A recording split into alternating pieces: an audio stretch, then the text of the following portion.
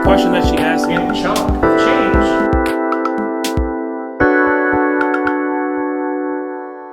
Anyway, good morning. I'm Scott Allen Miller, and this morning we are opening with our topic on DevOps.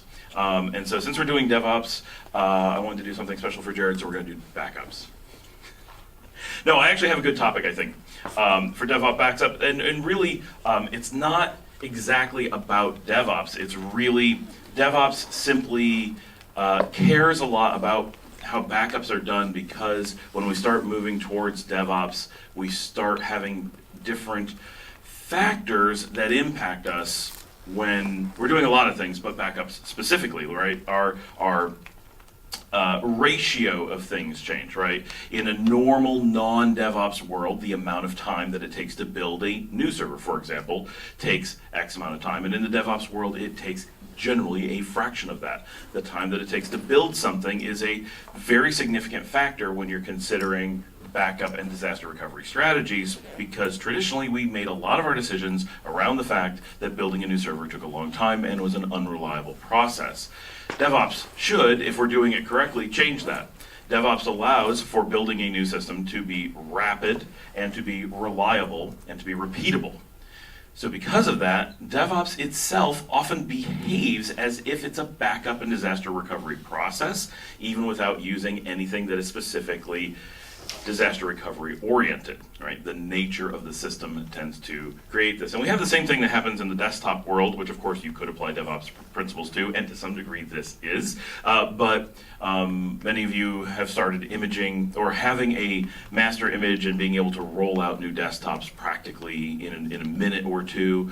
You get infected with virus, you have someone who has a technical problem, and you spend time fixing it. No, you simply go, oh, look, this could be fixed by a new image, and hit a button and it rolls out a new image and they just start fresh, right? Maybe their profile pulls down from somewhere else. Maybe some package automatically installs any custom software that they need. And it's basically a low overhead process. And while that's a I'm going to fix something process, it also applies to disaster recovery. If their desktop was to die, you put in a new desktop and you've got them back up and running in a few minutes, or maybe 30 minutes. It's not a huge amount of time. We don't think of that as a DevOps process, and it's not specifically, but it's very similar and has the same kind of factors. And so because of things like that, we start thinking about backups of desktops differently, simply because we can blow them away. They become ephemeral, right? And so our servers can often become ephemeral or nearly ephemeral because of DevOps. And so those factors change how we address and think about disaster recovery. So the thing I want to start with is kind of thinking about where backups can happen. We don't really picture this too much, but there's actually a large stack, well, a moderately sized stack, of locations for backups. At the bottom, we have storage, raw storage. In a larger environment, it's easiest to think of this as a SAN, right? It's a device that has nothing but storage. Now, of course, you don't have to have a SAN for there to be storage. You could be dealing with vSAN, you could be dealing with a RAIN array, you could be dealing with a RAID array, you could be dealing with just regular local disks, whatever, but there is a storage layer. SAN is interesting because it often comes with features, and it is generally assumed that if you're using a SAN, it will be attached to multiple physical hosts. So it potentially is a single point of storage for a large number of devices, larger than anything else in particular in your network. Next up the stack, you have your hypervisors. Of course, you may not have virtualization. You get dirty looks if you don't, but you may not have it. But assuming so, you have a layer at the hypervisor, which is abstracting storage again, but the hypervisor exists only at the host level. So while you assume a SAN is going to be attached to multiple hosts, doesn't have to be, that would be weird, but they exist. But the assumption is multiple hosts. Hypervisor has to be only one host. So the hypervisor has a layer where it has an opportunity to control the storage or the view of the storage. And so it has a potential backup layer. Above the hypervisor, there is the operating system. The operating system controls the file system. So the operating system has an opportunity to abstract the storage and potentially take a backup. Above the operating system, there's going to be an application, right? There's really no purpose to a backup without backing up something that's going to be either an application itself or used by an application. So because of this, while in theory you could have nothing but the operating system to restore, The reality is that an operating system on its own has no function, right? Operating systems only exist to run other applications. So if we want to get back to something useful, we have to have an application. And the application itself is a place where we can take a backup. So there's 4 really key locations where backups can exist. And we often don't think about backups at the SAN layer, and we often don't think about backups at the application layer. We generally think about backups taken at either the hypervisor or the operating system layer. These are the popular places. This is where backup tools are made, and this is where the discussions happen. On MangoCon, we have this discussion quite often. Do you like to have agentless backups or agent-based backups? Those are really bad terms in reality, because we're actually discussing, do we want an operating system layer backup or do we want a hypervisor layer backup? That in all cases, there's an agent.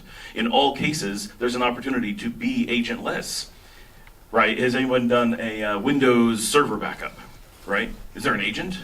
Arguably, no. It's just the operating system, right? You can take a backup with VMware. Is there an agent? Well, there's not a special agent, but VMware has some tools for taking a backup. Right? So is it an agent? It's the same thing. It's part of the layer itself. Right? So what is and isn't an agent becomes a weird conversation that it's semantics. Right? There's always a piece of software that's doing the backup at some layer. So it's really a discussion of layers. And just this last week, so this is perfect timing, David247 asked the question that was in this month's, it was towards the top of the discussions this month, what is the point of SAN snapshots? Right? And SAN snapshots, for all intents and purposes, are what backups look like at the storage layer, right? A pure snapshot by a storage device or a storage layer. So it's a real thing, it comes up, people discuss it, but we don't think about it too often. And very quickly in that discussion, everybody's opinion is, well, that's not really a backup.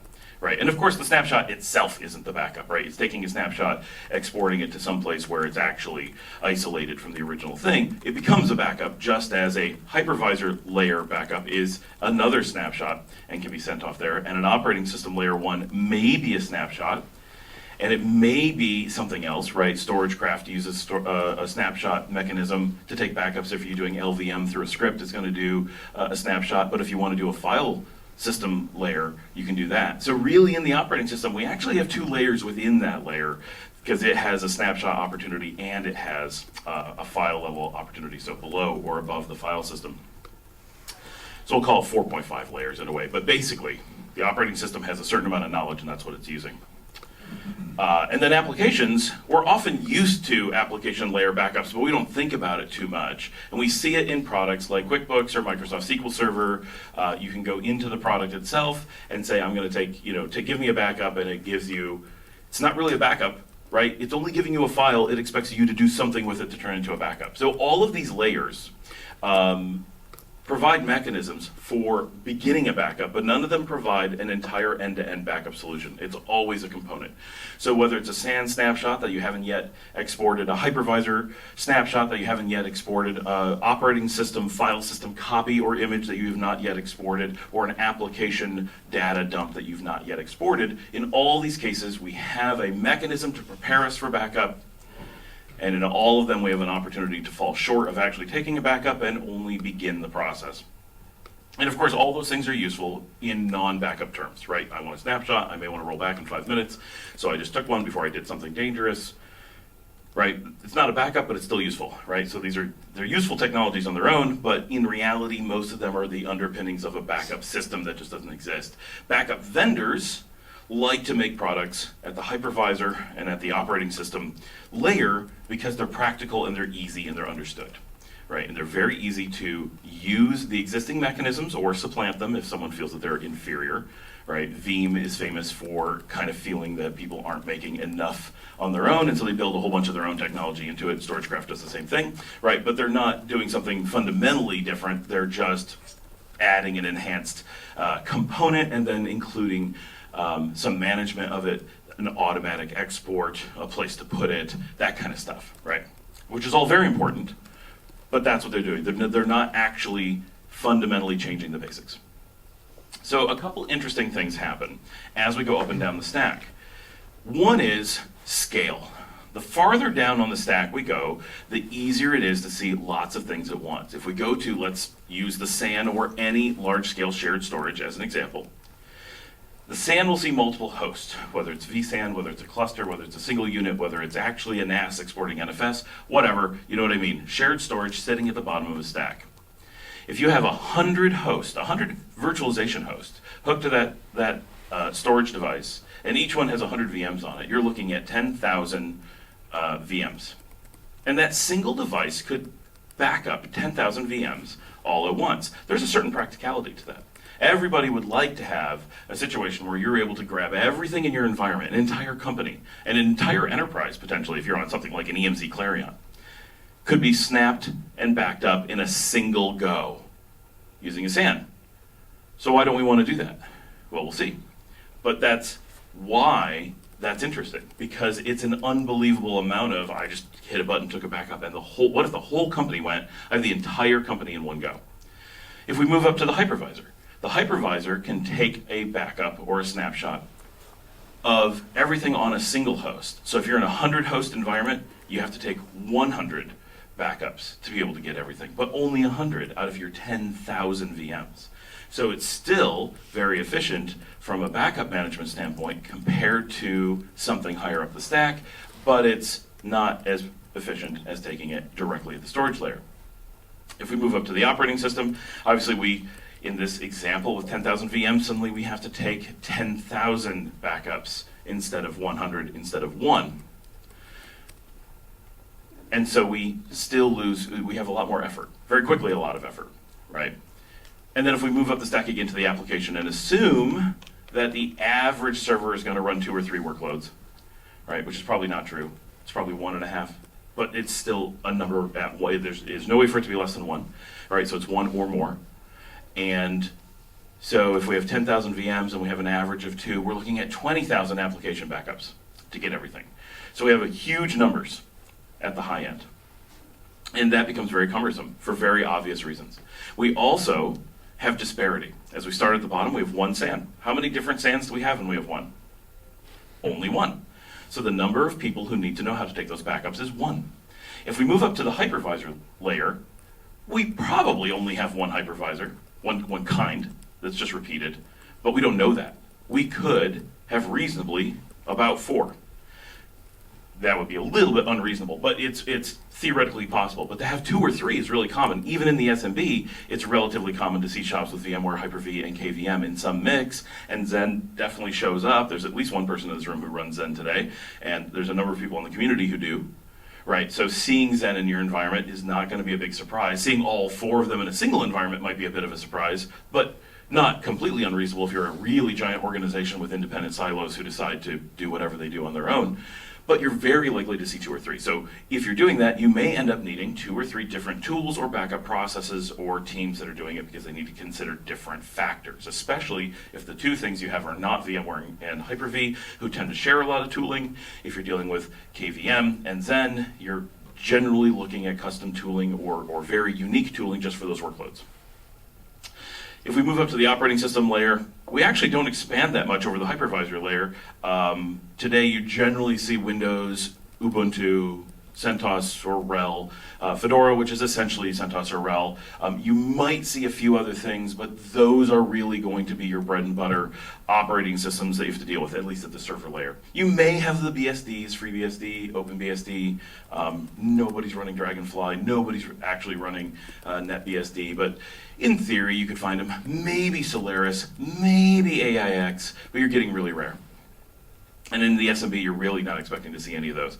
But in theory, you could have 4 or 5 operating systems. So again, 4 or 5 different backup mechanisms. You may be lucky and find a tool that is able to handle all of those. You may find a mechanism that you can share across them. You may find companies that address that to some degree. Veeam does a good job if you have Windows and multiple Linux, right? They're probably going to handle everything you're likely to have. But they have to do it through separate tools that they simply just offer as a single vendor and then consolidate some stuff on the back end. You still have to deal with, like, if you're a Windows administrator and you're a Linux administrator, you may end up with 2 completely different tools that operate in different ways. And yes, they're made by the same vendor, and yes, they back up to the same place, and yes, they may be seen in the same console, but you're doing different things. You have to know different things about the tools to have it work. So more knowledge, more work. And then when you get to the application layer, every single application is going to be completely unique, even ones that are essentially the same thing. For example, if you want Windows SMB server, whose name is literally server and is hidden in your process list, which is very confusing, or you want the Linux one, which is called Samba, right? They are doing exactly the same thing. They are SMB servers, very, very basic. And yet, if you want to take a backup of them or use any of their own tooling, they're 100% unique. They share nothing. So even a team that's providing two different servers for the exact same function are going to have to deal with it in two completely different ways. Or if you're dealing with MariaDB and Postgres and Microsoft SQL Server, even though those are all providing a relational database, none of them are going to back up in a similar way. Or kind of similarly in a related to each other way, but it's different commands, different schedules, different things you have to know about. So the amount of knowledge you need at the application layer is the most extreme, the most effort you need is the most extreme, and it gets simpler as you go down the stack. But there's another factor. So that's the ease factor. The other factor is knowledge. In the system, as we go up the stack, we become, from a software perspective, more knowledgeable. And as we go down the stack, we get dumber. Right? It's just the nature of things. It's nothing about hypervisor makers, nothing about operating system makers, nothing about storage makers. It is the nature of storage versus hypervisors versus operating systems versus applications. Applications know everything about the application. They have to. They're the application. Right? Nobody knows the workload better than the workload itself. An operating system can know what workloads are running, but it doesn't know what they're doing. By its nature, they are opaque to it.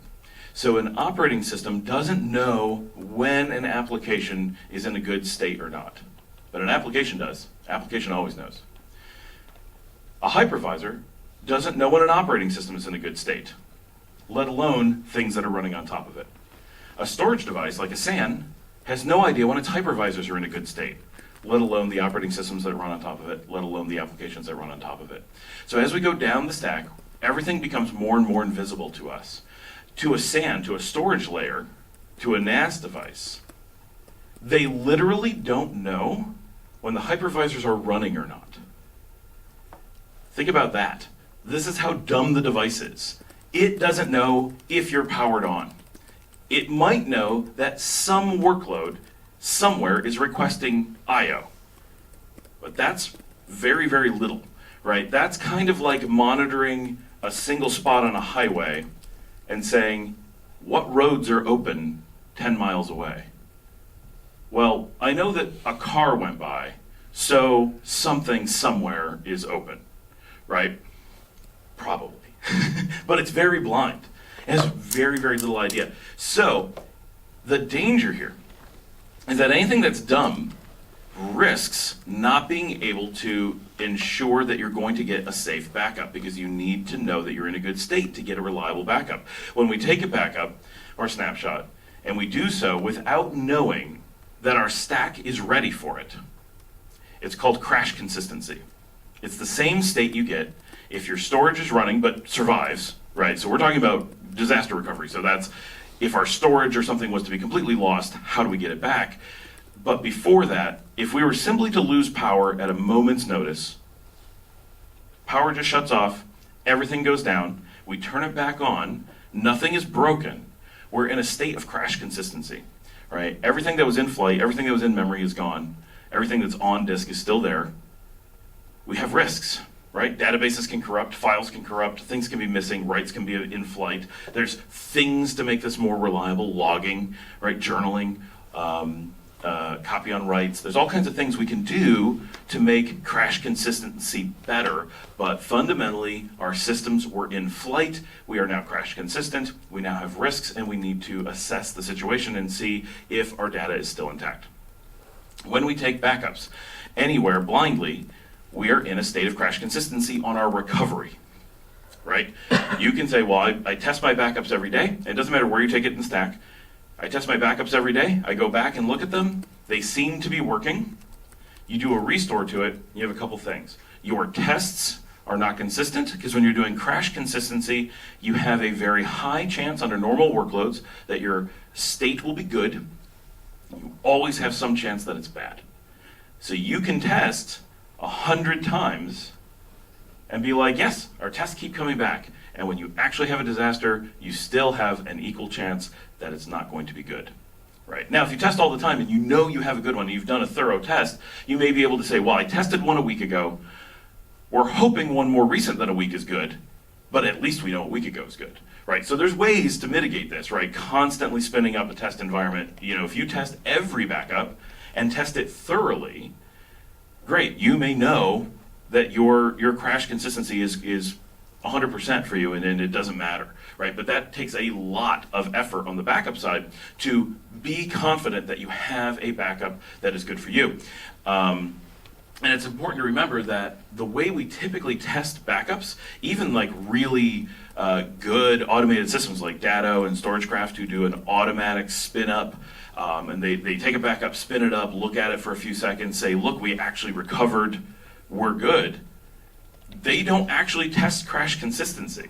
They are only testing if the operating system itself can recover, which can mean data loss. They have no way to know if they have data loss. They could be files gone, databases corrupted, all the stuff that actually matters, they're not testing. What they are testing is that they can get you an operating system back. But we talked about this yesterday, right? Installing an operating system is a commodity process. We would hate to be in a disaster recovery situation, have 10,000 VMs we have to recover, and manually have to install 10,000 VMs. That would be awful, right? So legitimately, we would like a recovery system that's going to handle those things for us, but they are not things that are typically going to bring down your business, right? They would be super annoying, but a ransomware attack could cause you to be in a situation where you want to roll out every VM again manually. It could happen. AT hosting could have that, could get ransomware and have to roll everything out manually again and spend a week doing it and be all hands on deck. 3 weeks to get to everything with including the databases back. But they didn't lose customer data that we know of, right? Customer data, or your data, your actual data, that's the stuff that your owners 99% of the time are terrified about, right? Maybe if you're Netflix, maybe you worry about uptime and not the data. Right? They would prefer to have half their data and 100% uptime than 100% of their data and 50% uptime. That's rare. A normal business wants 100% of their data and is willing to give up a lot of uptime to make sure they don't lose it. So when we're testing our disaster recovery, we often test the thing that doesn't matter, or focus on testing the thing that doesn't matter, and we don't test the thing that actually matters, which is all the files, all the databases. Not just existing, but being good. Having all the data in them, which is very hard to test. That's why no one tests it, right? The only way to test those things, and this is important, if we're taking a backup from a storage layer, we can test at a storage layer. Do blocks restore? Yes. Great, we have a working backup, working to the storage layer. If we take it from the hypervisor layer can test and say, yes, we're seeing VMs. We are successful. An operating system can say, yes, we restored the file system. We are successful. But only when an application fires up, brings up its own data, is able to run its application, is able to see the data that's supposed to be in its application, and can present a working workload to the end user, do we know if we actually recovered. And so most tools are based around that being really hard and completely custom, and in some cases literally custom. If you're a bespoke software shop, the only way to be sure that you've got that is to have it built into your application. It's the only thing that can be certain that that's going to happen. So we get convenience at the expense of visibility and knowledge. Now, there are tricks here. The SAN makers, or a storage maker, can talk to hypervisor makers and say, we would like hooks into your product. But this is cheating, right? So when we do this, and I'm not saying cheating's bad, but it's cheating from the stack example. If you go to EMC and get a Clarion, and you get a Clarion and it has hooks into, say, VMware, and you use EMC to take a backup, we're actually lying. What's happening is VMware's taking the backup. And it's just feeding that information to the Clarion to let the Clarion do some of the work for it. But the actual backup is being handled by an actual agent running inside VMware. So the knowledge that the system has is coming from VMware. Now, if you're VMware and you have lots of clout and you have lots of engineers and you have lots of resources, you go to lots of operating system makers, well, there's only so many, but you go to several, and you say, we want knowledge into your operating system so that we're able to know that your operating system's okay. We don't want to take snaps blindly. And so companies like Microsoft and Red Hat and Canonical work with vendors like VMware and say, okay, we're going to give you hooks into our operating system. And for those who don't know where they are, those hooks are in your PV drivers that get installed, right, the VMware tools. And those hooks can look at the operating system and see what state it's in. They're aware of the file system. They're aware of quiescence inside the file system, inside the operating system memory. And so again, we're cheating. Now it's not actually VMware or our hypervisor that's taking the backup. It's actually the operating system through an agent, right? We call it agentless because there's no agent that is designed specifically as a backup tool. It is a mixture of an existing driver and a mixture of operating system tools that are already in place, but they're creating an agent. And if you're working with some vendors like StorageCraft, and many, right, this is not unique to them, but they specifically are very public about it, what they do is they actually connect and inject an agent. There's completely an agent. It's just, you don't install it. They install it at backup time. They install it, take the backup, and they pull it off again. Much like Ansible does. Anybody worked with Ansible for DevOps? Right? It's an agentless system, whereas Salt is an agent-based system. And of course, you can kind of do both in different ways. But the assumption with Ansible is that you're going to be agentless. The assumption with Salt is that you're going to be agent-based. But what Ansible does is it connects and injects an agent, does its job, pulls the agent off. Right? It's one of the reasons why it's a heavier workload, but easier to install, assuming it works, because Ansible does that work in the background.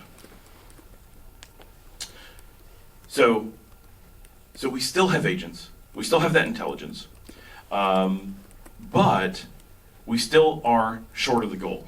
Now, in a case like someone like Veeam, they're able to go to application makers, right? But they have to go application by application. And that's why Microsoft is low-hanging fruit. Oracle is low-hanging fruit, right? Backup vendors will go to those companies and say, we need hooks not just into the operating system, we need hooks and visibility into your application.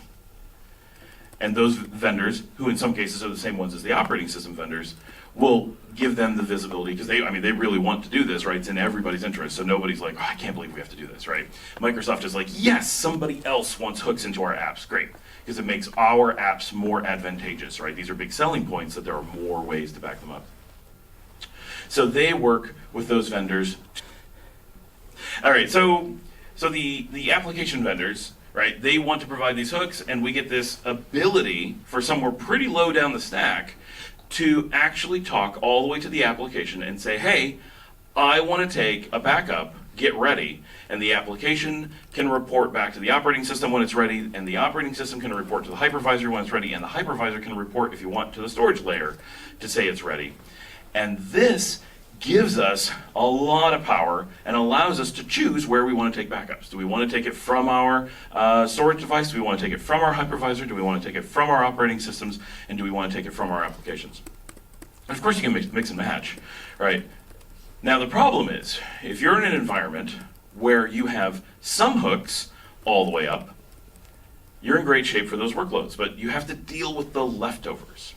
So the advantage to going down the stack is that you get the centralization. And the reason we tend not to do this at the storage layer is because we tend not to have universal storage like we used to. In the late 1990s, early 2000s, we tended to have all of our servers run on a single SAN, or a single SAN cluster, because storage was crazy expensive and we had to find any way to reduce cost. Not because we thought SANs were smart, because we thought SANs were cheap, right? As time went on, hypervisors became more of a logical point of consolidation because storage was often local or local to a small cluster, and you would have lots of clusters, especially because storage doesn't make very much sense to go between data centers. So your hypervisors in a cluster are realistically always within a single data center, and that's kind of where the level you want to take backups. Taking backups from a bunch of things that are spread between data centers, while theoretically possible, is impractical and will be for the foreseeable future. So hypervisors became a really popular point to consolidate our backups without going to a ridiculous level. And that's why we see so much focus on that today. It gives you the best opportunity for simplicity. And because there aren't too many hypervisors, and because there aren't too many operating systems, there's a pretty good opportunity for there to be a focus on those products having the necessary hooks to go up the stack. But the opportunity is that's where simplicity sits. The challenge is that if you have any applications that are not handled all the way down to wherever you want to go, whether that's your operating system, your hypervisor, or your storage, you have an issue of the crash consistency.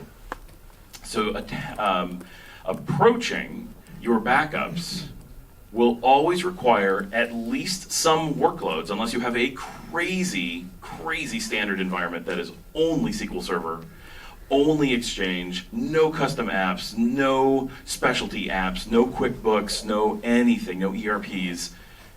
Then you have an opportunity to do absolutely nothing at the application layer. But without that, you're pretty much guaranteed that you're going to need an application to do something to make sure you're getting consistent data. So what most people do is just take their chances, right? We don't crash that often. We don't need to restore that often.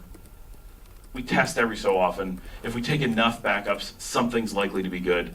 So we tend to ignore the application risks and just accept them and move forward. Not what you generally want to do with a financial system, bless you, and often where we run into problems with things like QuickBooks is a great example. People are often losing financial data in systems like QuickBooks for this exact reason, right? But they say, well, we had backups, we took all these backups, we did all these things. Another one, Avamark in the veterinary industry, right? Everybody talks about how they take backups. Everybody takes 10 different types of backups. Everybody takes 100 backups. And clinic after clinic after clinic that you talk to loses their data because they were always crash consistent, and the way that the system works, its crash consistency is a really high risk rather than a really low one. Some systems, like a Word document, your crash consistency risk is very low. But with something like Avamark, your crash consistency risk is extremely high, and the data you're going to lose is financial, and so that's even higher. So because of this, because we have the application risk and we have to address it to be safe, we have a challenge. Do we mix things at different layers and just address some applications by having them flush to an operating system that we then trust the hooks to get us a backup down to an agentless system? Yes, we can do that, but we have to make sure that we are doing it. We have to address it. Now, because in one perspective, we're looking at making things easy by moving it down the stack, we also have another thing to look at being easy. Going down the stack, the closer you get to storage, the harder it is to actually automate. Right, there's very little automation, approaching zero, for storage layers. There is some automation, but low, for hypervisors. There's a lot of automation for operating systems, and there's an insane amount of automation for applications. And the topic here that we're talking about is, how does DevOps affect backups? And one of the things that's really, really key is with DevOps, we are able to automate operating systems and applications, also hypervisors and other things, right? But specifically, we're able to automate all the way up the stack. And so when we're talking about DevOps, suddenly we have an ability to automate our backups at the application layer or at the operating system layer, but specifically at the application layer. And so when we change to DevOps, the factors change so dramatically that we have to start thinking about the fact that we can take application backups in a central, standardized, automated way and not necessarily have to deal with anything going down the stack, because we're putting an automation piece that's so powerful, so high in the stack, that we may not care that we're able to take a backup of our operating system. We may not care that we're able to take a backup of our hypervisor. We certainly don't care if we're going to take a backup of our block storage device. What we care about is that we can get the data from here reliably, simply. And traditionally, in Snowflake, non-DevOps world, getting that was really hard. That required someone to go in and take that backup almost manually every time. That was unreasonable. That's why we didn't do it. But with DevOps, suddenly we're looking at making this potentially the easiest or nearly the easiest and often free to take the backup, and the rest of it actually gets harder and more expensive. And so that's the big factor that changes. And those are the things you have to think about when you're looking at how DevOps is changing the way we approach backups. All right, that's our talk, and we're out of time.